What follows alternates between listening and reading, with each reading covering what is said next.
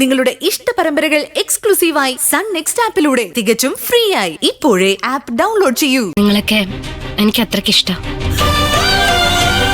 പിന്നെ എനിക്ക് പ്രാർത്ഥിക്കാനും സന്തോഷിക്കാനും ഇതൊക്കെ തന്നെയല്ലേ ഉള്ളൂ. നടക്കട്ടെ. ഇനി നിന്റെ പ്രാർത്ഥനയാണ് ദൈവം കേൾക്കുന്നെങ്കിലോ. അമ്മയെ കാണാൻ പോകുന്നില്ല ഡോക്ടർ? പോണം.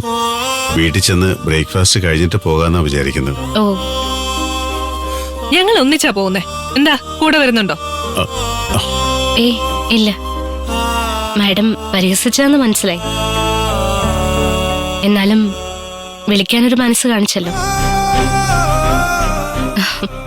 അച്ഛമ്മേ ഞാൻ അന്വേഷിച്ചെന്ന് പറയണം.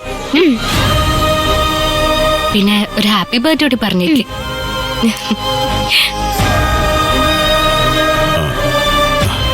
ദേവിക അമ്പലത്തിലേക്കല്ലേ? ആ, നിങ്ങൾ നടന്നോ, എനിക്കൊരു വഴിപാട് കഴിക്കാനുണ്ട്. ശരി.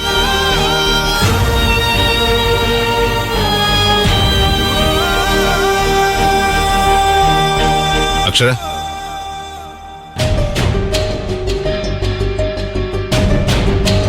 നീ ദേവികയോട് അങ്ങനെയൊന്നും പെരുമാറരുതായിരുന്നു.